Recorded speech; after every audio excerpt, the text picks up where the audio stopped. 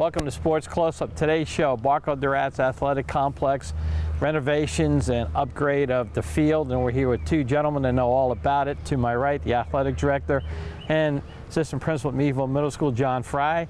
And to his right, former teacher, coach, principal, superintendent.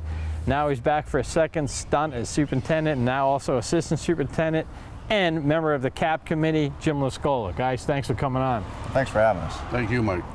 Let's start with you, Jim. It's been a while when the locker room kind of fell apart.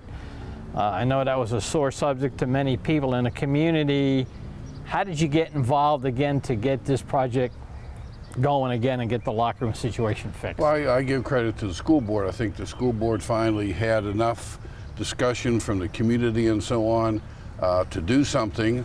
I happened to be in and around at the same time. There was a lot of litigation over the broken roof or the collapsed roof and so on, and I think that took time. So a lot of people were upset in the community because nothing was happening.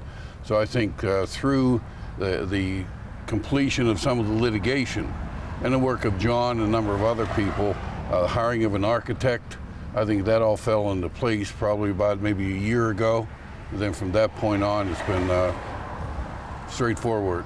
Tell us about the locker room when the roof collapsed, and obviously no one had any idea that was going to happen when it was first built. What was the reason given for that, and is that why you moved the new locker room to a different location? Well, supposedly, remember, I was not employed at the time. I live right up here, so I was one of the first ones to know what happened, but it was a snow load on the roof. I think that any winter in Meadville, there was snow load on the roof. I think the snow pulled the roof off the trusses, all right, fell off the end of the wall and then caved in the inside of the locker room. Okay, so when you decided to rebuild, and we can see the new locker room getting built as we talk, is that why you moved it to a different location after the architects and so forth said it would be safer in a new location? Well, I think the architect and Charlie Heller looked at the situation and said that if we put it there, what can we do differently so we don't have the same problem? There was some discussion, I think, John, about moving that whole building like 6 or 8 feet forward to get away from the wall. But then we decided, or they decided, okay, to move that whole thing away from the bad part, if you want to call it that, and have a separate building and so on, built on its own foundation and everything. John, what's the guarantee, and some people have asked me to ask you guys this, that the rest of the locker room where it is going to be safe? Well, that I can't answer because I'm not an architect, and but it's a good structure right now. It's been, you know, if you walk inside, there's not any cracks or anything like that. I think just from the building perspective and what had happened with the other, if you look at the grade of the slope right now, that was a major factor in everything, and the other side is just a little bit different. So I don't foresee any problems with the existing building that we have left. And Jim, you talked about the wall that's still there. You guys are going to keep that there, and you had told me off camera you're going to build another wall, and explain that and about filling it in. Well, you can see I don't know if you can see it or not, but the back wall of the old locker room, it's right at the end of what we can see here of the other part of the facility. They're going to build a wall probably between there and the sidewalk. Not a full wall, but a half wall in order to maintain the safety of that sidewalk. And then they will slope it down. So we're trying to ensure one wall, 2 walls, and so on. We'll have security of that sidewalk, all right? And then we will slope it just as we see here.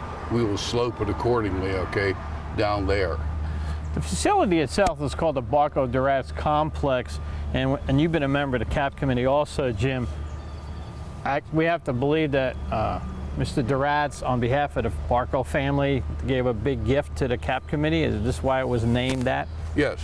Yeah, Jim stepped up. We had Steve Kohler from the state. We had a state grant. We certainly had the support of the school board. And then we had other individuals, all right, that gave $25,000, $30,000, and so on. So it came up, but the majority of it was financed originally by the school board, even though Mr. Duratz really gave us a big chunk of the money. The whole project initially was about $3.2 million.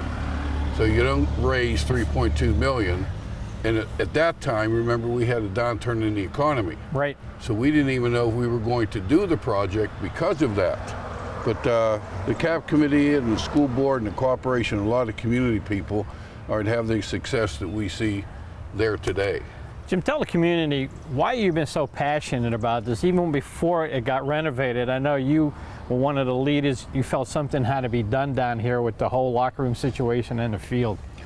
Well, if we look, as I started considering retirement the first time, we looked at our facilities. We did Meadville High School, we closed the junior high, we did Cochranton. Mm-hmm. The only thing that, and we had some pretty decent buildings in the elementary school. The only thing that was left is maybe some renovation of some elementary buildings and doing something here. I couldn't, to do the elementary buildings, it would take another 3-4 years. Right. And that was not the time limit, okay, that I was going to have as far as my own retirement is concerned. So we took on this project, all right, toward the end of my tenure, then I tried to follow it through. So it was just one of the things in Crawford Central that I feel needed attention. And John, you know, we're going to get down and look at Meadville and talk about that, but the locker room itself, the part being built, who's going to use that locker room? That facility will be used for the visiting football teams. We'll also be able to rotate on Saturdays or other days when we have multiple sports events going on, soccer teams, boys, girls coming in. It will also be able to house lacrosse teams when they're in. And that was part of the reason why it was pretty important to have, and especially in its own area, so that we had that flexibility to move teams in and out. Where did those teams get dressed the last few years? Where did the visiting team and so forth get dressed? Well, it's kind of embarrassing, but early in the summer and in the fall, I would send out letters to athletic directors saying, here's your options. You either come dressed, ready to play, which a lot of soccer teams do that right. anyways, but for larger football teams coming in, an offer was sent out, or an invitation was sent out to dress in the high school locker room, bus your kids back down to the field, and then at the end of the game, I'll run up to the school, open it up, and then you can shower up and head out of town from the high school. Some teams took advantage of that. Some football teams came in dressed, ready to play, and then at the end of the game, they just loaded up and out the door they went. Now, we did have a smaller locker room for them to use, but it was pretty tight in there. That had been for halftime? Yeah, that would have been for halftime purposes. So you got to be benefiting from this too when you go to the athletic directors meeting, telling them, all the ADs, that the locker room's going to be ready to go this fall. I think most of the teams that will be coming in will be pretty excited that they'll actually have a home to be able to sit in prior to the game, get their pre-game conferences going, and at halftime they'll have plenty of space to sit out. We actually had a couple teams that on the warmer nights when we'd be in here on Friday, they might go over and sit underneath the scoreboard because they had a large team and they right. just couldn't fit everybody into the facility that we did have available for them. Jim, I know you guys still have an ongoing fundraising thing called the Brick Campaign. If you walk inside where the right. concession stand is, there's bricks that people can buy. Why don't you tell the viewers about that, and maybe they want to get a brick in someone's name or so forth. Well, anytime they can call me at home, okay? We do have some new posters that just we made to advertise it again, a little bit nicer, a little bit newer in that, but we will have probably, hopefully within the next couple of weeks, about 14 new bricks engraved, anywhere from 1,000 down to 100. So we'll probably get raised probably maybe $3,000 or something. But that campaign is a $100 brick, a $250, a $500, a $1,000, and a $5,000. So it's pretty full up there. Only have a couple left, so I don't know what we'll do, but we're going well. And if we get $3,000 or $4,000 a year, that will just add to the total price when it comes about time for a replacement. Let me ask you this, John, be remiss if I didn't ask you this, because I know you're passionate for athletics and you believe athletics is a very important part of the educational program as a whole. Your name is on the locker room. How'd that come about? That is awesome. Well, that was a surprise, to be honest with you, okay?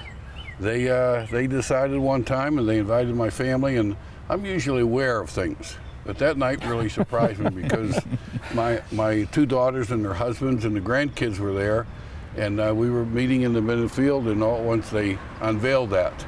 And it was a surprise, there's no doubt, but very much of a great honor.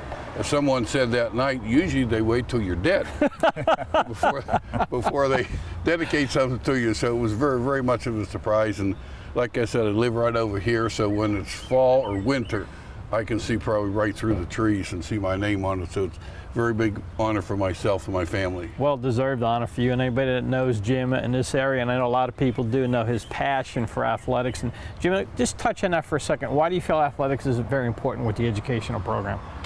Well, I think it just adds, you know, we can take some kids this year, and I won't mention any names, basketball players and a couple football players. If it wasn't for sports, all right, they might not be where they are today. They might not be graduating and so on. So it's not the most important thing, but to some kids it's very important. You know, you have to be eligible, you have to pass your subjects, and as soon as you start saying something like that, it gives an incentive to many kids. Plus, you know, if they're good enough, I know the couple of the kids at Cochranton, the Holly girl is going to receive a pretty nice scholarship, I think, at Mercyhurst. But there's a lot of other incidental kinds of things, scholarships and that enhance the idea of playing sports, okay, if you make a few dollars. Mm-hmm. And John, being the athletic director, I'm going to get your views, but you're one that went through Meadville School and you wrestled and you took part in athletics. And just from a participant, why is it important?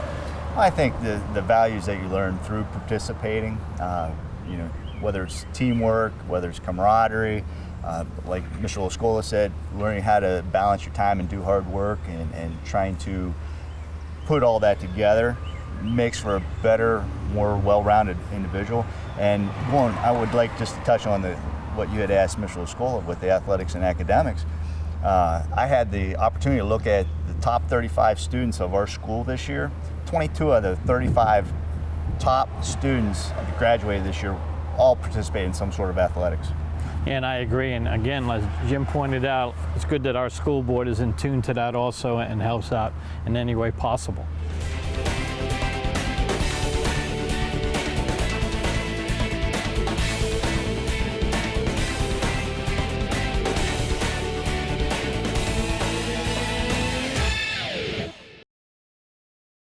And Jim and John, let's talk about the new turf as we see it. First, how long did the old one last, Jim?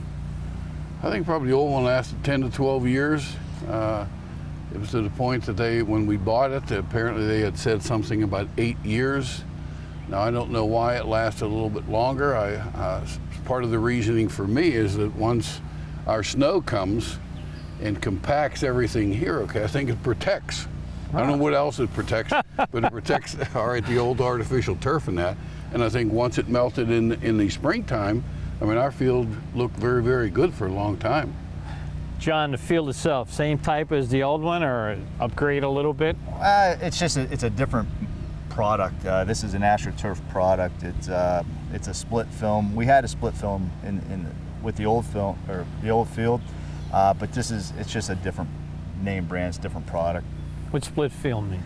Split film is, you know, probably be a little difficult to see here, but the fibers themselves have different. It's a honeycomb shape, and every time that they run groomers over it, they separate. And so as it goes over time and it gets a little bit more grooming, the field starts looking a little bit more fuller. And it's just one of the different products that they have out on the market right now. Jim, the field itself, when you look at the numbers and you look at the lines, explain to the viewers how that is different than the last field. Well, our original field, all the lines that you see on it right now were painted on. We decided we didn't want to interrupt anything. We didn't want any cuts in it. So we painted everything on, hash marks, the M in the middle. Now, with progress and so on in the artificial turf, these are all in, they're all glued in, and there's never a reason to paint anything because as John showed that you couldn't see, the green fiber, they are white fibers, red fibers, black fibers. They come right out of the field itself. So there's no necessity to ever paint it. So the maintenance people don't have to come down and get the field ready, putting the hash marks in or anything, or the soccer lines in. Right, that'll help out in the early in the fall when we have band going on in half field, then our maintenance department is out painting the other half, and we're swapping sides. It was a struggle and a juggle at the same time to try to allow everybody to get the necessary field time that they needed, plus to get ready for the season to begin. So this is virtually maintenance free now, other than having to come in and groom it every once in a while. But really, having these lines painted in, it'll cut down on a lot of maintenance. Let's talk about, I know people look at this as a football field, but many different sports are played here, John. Why don't you tell us who uses this field? In the fall, we have, of course, football, but we also have the little gritters. Go ahead, little gritters. Little gritters that come in, and that's our 5th and 6th grade program. We also have fall soccer leagues that come in, and that's anywhere from the real small kids all the way up to the high school age kids. And then we have our junior high varsity soccer program, or soccer programs, boys, girls, football, middle school, high school football programs. And then in the spring, we come back, we have the soccer programs and lacrosse programs that are starting up. On top of band competitions and any other things or any other programs that really would like to use our field, we don't have a problem renting it out. And let's talk about that. If someone wants to rent this out, the steps they take, do they contact you first? They would need to contact me, and then we get them set up with facility use forms, and we have to go through central office to make sure that we're going to allow them to come in and use the facilities. But yeah, they would contact me first.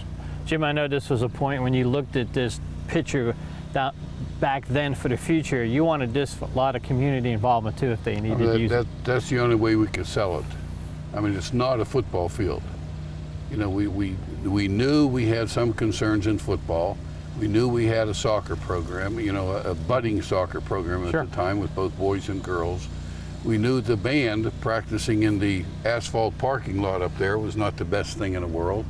And we had hoped at some time with our stands that probably a couple thousand, or probably over here maybe 2,500 or something like that, that maybe we could get some of the PIA football games, and we did. Right, the first couple years. Okay, right. We haven't recently because maybe some of the team. Well, a lot of the other schools are competing too. Right. They're competing, because Fairview, West Middlesex, a few of these other places have it. So they try and locate it somewhat, geographically to house both teams coming. So, but we, as John said, we welcome any participation from the PA or any other group that wants to come here, as long as they have the proper insurance. Chance you might get football playoffs or soccer playoffs back here again. Oh, it'd be nice to be put back into the mix as a viable venue. Jim, we talked off camera. Your press box is second to none because I traveled around. What a great design at a press box. Tom Leach, who does all the filming for Meadville for many, many years, he loves it. He's stuck at the 50. The radio announcers have their own booths, which is awesome. And the bigger ones are with the two coaches. The Meadville coaching staff and the opposing coaching staff have their own. Is that how you guys wanted to plan it? Because it turned out very nice. Well, when we talked about what we wanted, compared to the old press box that was not safe because some of the people, especially some of the people in the CAP committee, wanted to stand on top of it.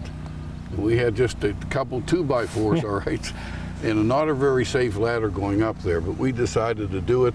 And when the architect designed it, it was probably smaller than that. We had said, well, let's try and expand it a little bit to make it, accessible again, because you need something like that. If you're going to sponsor PI events and a number of other things, you have to have good details and so on when you broadcast. No question.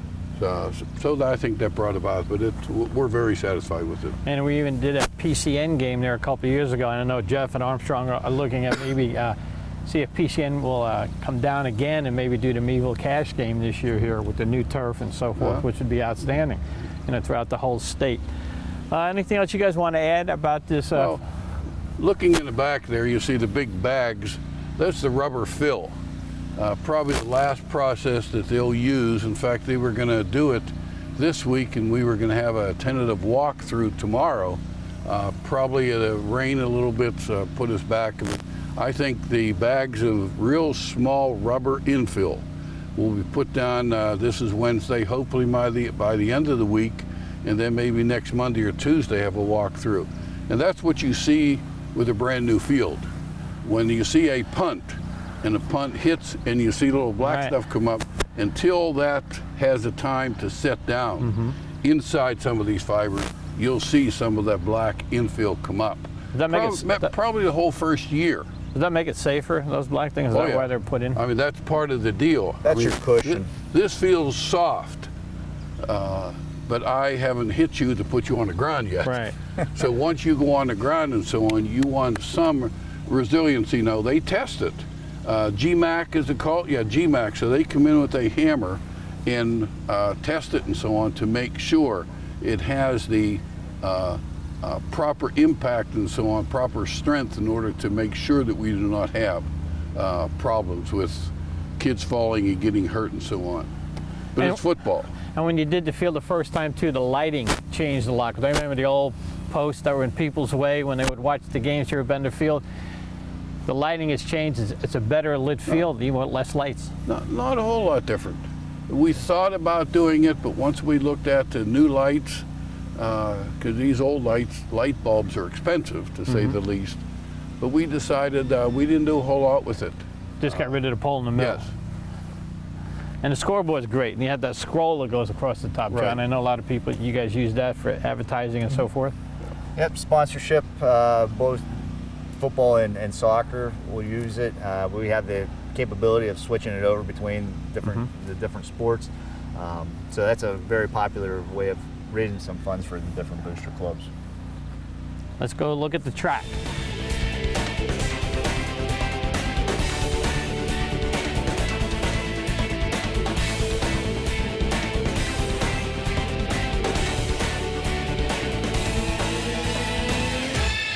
Here we're on the track, and gentlemen, let's talk about the track. Jim, why don't you start? Same surface, better surface? I think it's a little bit better surface. I think as we have probably again 10 years, things improve, and I think this is we talked about a red track and a few others, but we go with the traditional black, and I think and the other one's in good shape. Probably 3 cracks in the whole thing, maybe a couple feet long. But we had splotches coming up and so on. It was still safe, but really, as we decided to do the project, I think the school district decided let's do both, all right, and maybe this will last longer. I think John said than maybe the football field. How long is this supposed to last, John? Well, depending upon the maintenance, if we continue to do the required maintenance on it every 5 to 7, 8 years, we should be able to have a lifespan anywhere between 15, 20, potentially 30 years, but that's quite a stretch. Besides the track program using this track, gym classes use this, obviously? The community uses it, gym class uses it. Let's talk about that for a minute. The community has a chance to come down here and use this track when during the school year when school's out, correct? When school's out, can they come in during the school day and walk around? Yeah. The gate down there is always open. But there's a gym class out there. They have to work around the gym class, obviously.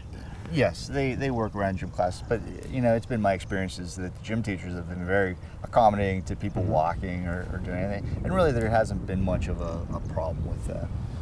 We have a crew that come like 5:30 in the morning that they ask a little bit about if we could improve the lighting.